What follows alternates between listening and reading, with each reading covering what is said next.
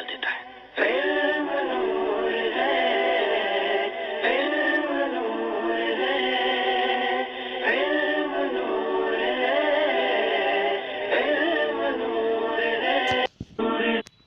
الحمد للہ الذی ابدع الافلاک والارضین والصلاة والسلام علی من کان نبیا وآدم بین الماء والتین وعلی آلہ واصحابہ اجمعین اما بعد فاعوذ باللہ من الشیطان الرجیم بسم اللہ الرحمن الرحیم۔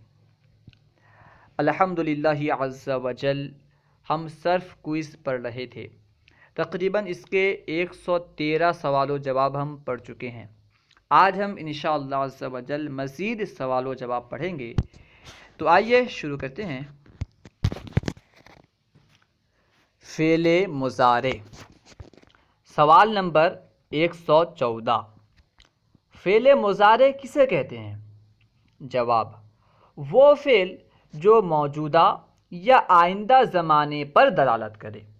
جو فعل موجودہ زمانے پر یا آئندہ زمانے پر دلالت کرے اسے فعل مضارع کہتے ہیں۔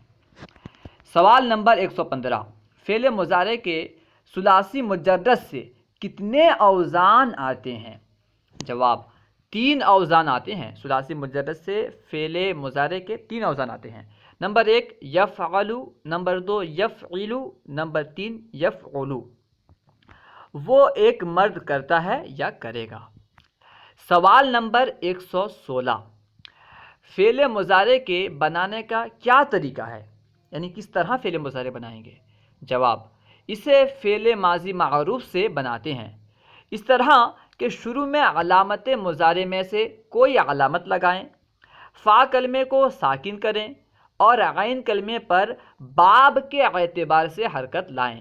یعنی اگر ایسے باب سے ہو جس کے عین کلمے پر فتحہ آتا ہو تو فتحہ، ورنہ کسرہ، ورنہ ضمہ، باب کے اعتبار سے حرکت لائیں، اور آخر میں ضمہ اعرابی لائیں۔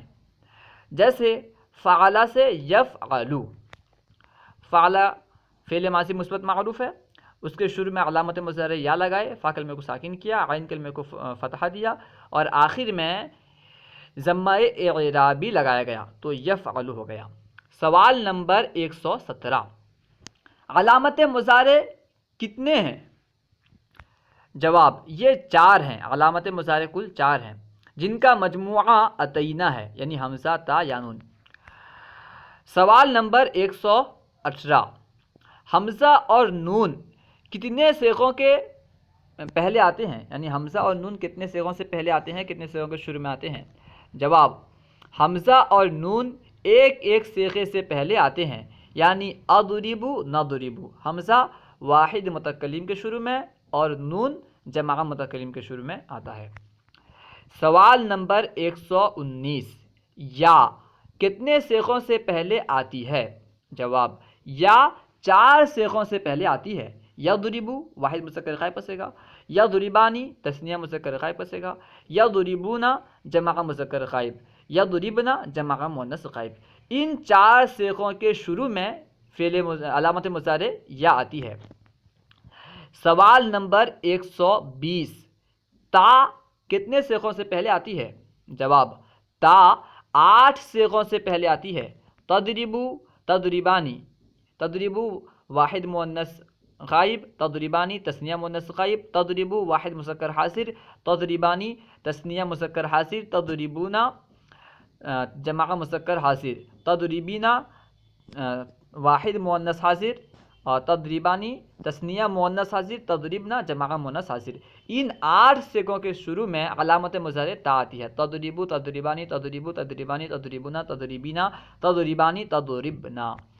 سوال نمبر 121، فعل مضارع کے کتنے صیغوں کے آخر میں ضمہ اعرابی آتا ہے؟ جواب: 5 صیغوں کے آخر میں جمع اعرابی آتا ہے۔ یضربو، تضربو، تضربو، اضربو، نضربو۔ ان 5 صیغوں کے آخر میں ضمہ اعرابی آتا ہے۔ سوال نمبر 122، نون اعرابی کتنے صیغوں کے آخر میں آتا ہے؟ یعنی جو نون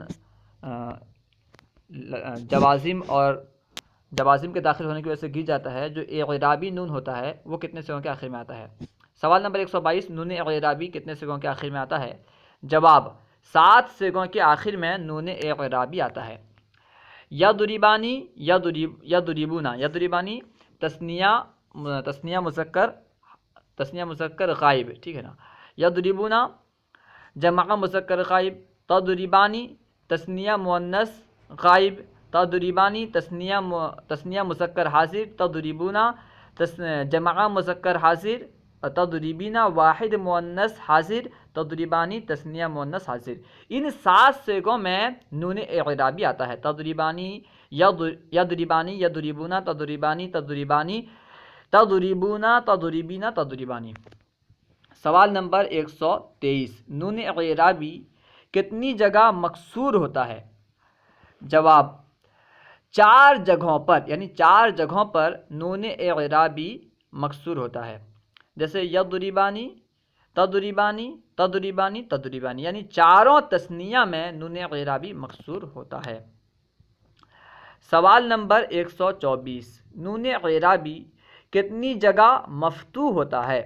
جواب 3 جگہوں پر نون اعرابی مفتوح ہوتا ہے۔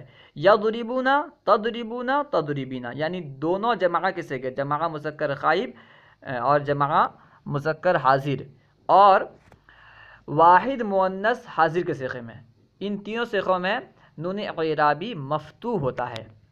سوال نمبر 125، کتنے صیغے فعل مضارع میں مبنی ہوتے ہیں؟ جواب 2 صیغے، فعل مضارع کے 2 صیغے مبنی ہوتے ہیں۔ یضربنا، تضربنا، یعنی جمع مؤنث غائب اور جمع مؤنث حاضر کے صیغے۔ سوال نمبر 126، فعل مضارع مجہول بنانے کا کیا طریقہ ہے؟ جواب اسے فعل مضارع مثبت معروف سے بناتے ہیں، یعنی فعل مضارع مثبوت مجہول جو ہے مثبت معروف سے بناتے ہیں۔ فعل مضارع مجہول فعل مضارع مثبت معروف سے بناتے ہیں، اس طرح کہ علامت مضارع کو ضمہ اور آخر کے ما قبل کو فتحہ دیا اور باقی کو ان کے حال پر چھوڑ دیا۔ یعنی علامت مضارع کو ضمہ دیں گے، آخر کا ما قبل جو ہوگا، آخر سے پہلے والا جو ہوگا اسے فتحہ دیں گے، اس کے علاوہ جو ہوں گے انہیں اپنی حالت پر چھوڑ دیں گے۔ اس طرح فعل مضارع مجہول بن جائے گا۔ جیسے یضربو سے یضربو، یضربو میں دیکھیں علامت مضارع یا ہے، اس پہ ضمہ دیں گے اور آخر کا ما قبل یعنی را پر فتحہ دیں گے، تو یضربو سے یضربو ہو جائے گا مجہول کا صیغہ۔ سوال نمبر 127، فعل مضارع منفی معروف و مجہول بنانے کا کیا طریقہ ہے؟ یعنی منفی بنانے کا کیا طریقہ، چاہے وہ معروف ہو یا مجہول، اگر اسے منفی بنانا ہو تو کس طرح بنائیں گے؟ جواب اسے فعل مضارع مثبت معروف و مجہول سے بنایا جاتا ہے، منفی معروف سے بناتے ہیں، اس طرح کہ لائے نفی شروع میں لائیں۔ لائے نفی فعل مضارع میں لفظی کوئی عمل نہیں کرتا، صرف معنوی طور پر عمل کرتے ہوئے مثبت کو منفی کے معنی میں کر دیتا ہے۔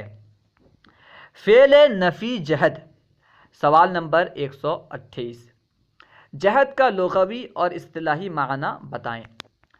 جواب جہد کا لغوی معنی ہے انکار، جبکہ اصطلاح میں وہ فعل جو زمانہ ماضی میں کسی کام کے انکار پر دلالت کرے، یہ اصطلاحی معنی ہے۔ سوال نمبر 129، فعل نفی جہد بنانے کا کیا طریقہ ہے؟ جواب اس کا معروف فعل مضارع معروف اور مجہول فعل مضارع مجہول سے بنایا جاتا ہے، یعنی فعل نفی جہد معروف بنانا ہو تو فعل مضارع معروف سے بنائیں گے، مجہول بنانا ہو تو فعل مضارع مجہول سے بنائیں گے، اس طرح کہ فعل مضارع سے پہلے لم جازمہ لائیں اور آخر کو جزم دیں۔ جیسے یفعل سے لم یفعل، اس ایک مرد نے نہیں کیا، مجہول سے بنانا ہو یفعل سے تو لم یفعل، معروف سے بنائیں گے تو معروف کے شروع میں لم لگائیں گے، مجہول سے بنائیں گے تو مجہول کے شروع میں لم لگائیں گے۔ سوال نمبر 130، لم جازمہ فعل مضارع میں لفظی و معنوی کیا عمل کرتا ہے؟ جواب نمبر 1 لفظی عمل میں کیا کرتا ہے؟ ان 5 صیغوں جن کے آخر میں ضمہ اعرابی آتا ہے ان کو جزم دیتا ہے، یعنی یضربو، تضربو، اضربو وغیرہ جو صیغے ہیں 5 صیغے جن کے آخر میں ضمہ اعرابی آتا ہے ان کو جزم دیتا ہے، اور 7 صیغوں کے آخر سے نون اعرابی گرا دیتا ہے۔ جن 7 صیغوں کے آخر میں نون اعرابی آتا ہے، 4 تثنیہ اور 2 جمع مذکر غائب و حاضر اور 1 واحد مؤنث حاضر، ان کے آخر میں جو نون اعرابی آتا ہے اسے گرا دیتا ہے۔ جمع مؤنث غائب و حاضر کے صیغوں میں مبنی ہونے کی وجہ سے کوئی عمل نہیں کرتا، کیونکہ جمع مؤنث غائب کا صیغہ اور جمع مؤنث حاضر کا صیغہ یہ دونوں مبنی ہیں، اس لیے ان پر کوئی عمل نہیں کرتا۔ اگر آخر میں حرف علت ہو تو اسے گرا دیتا ہے، لم جازمہ اگر آخر میں حرف علت ہو تو اسے گرا دیتا ہے، جیسے لم یدعو، لم یرمی، لم یخشا، اصل میں لم یدعو واو کے ساتھ تھا، لم یرمی یا کے ساتھ، لم یخشا اس میں بھی یا تھا، یہ اصل میں لم یدعو، لم یرمی اور لم یخشا تھا، ٹھیک ہے۔ نمبر 2، معنوی عمل، فعل مضارع کو ماضی منفی کے معنی میں کر دیتا ہے، یہ اس کا معنوی عمل ہے، یعنی مضارع جو مثبت کے معنی میں تھا اسے منفی کے معنی میں کر دیتا ہے۔ فعل مضارع کو ماضی منفی کے معنی میں، ایک تو ماضی کے معنی میں کرتا ہے اور ماضی معروف کے معنی میں نہیں بلکہ منفی کے معنی میں کر دیتا ہے۔ اللہ و رسولہ اعلم۔ اگر کوئی بات آپ کو سمجھ میں نہ آئی ہو یا درسیات کے متعلق کوئی سوال کرنا چاہتے ہوں تو کمنٹ باکس میں سوال کریں، انشاءاللہ عز و جل ممکنہ صورت میں جواب دیا جائے گا۔ اگر آپ نے ابھی تک ہمارے یوٹیوب چینل فیضان درس نظامی کو سبسکرائب نہیں کیا ہے تو ضرور سبسکرائب کریں، انشاءاللہ عز و جل اسی طرح کی اچھی ویڈیوز آتی رہیں گی۔ السلام علیکم ورحمۃ اللہ وبرکاتہ۔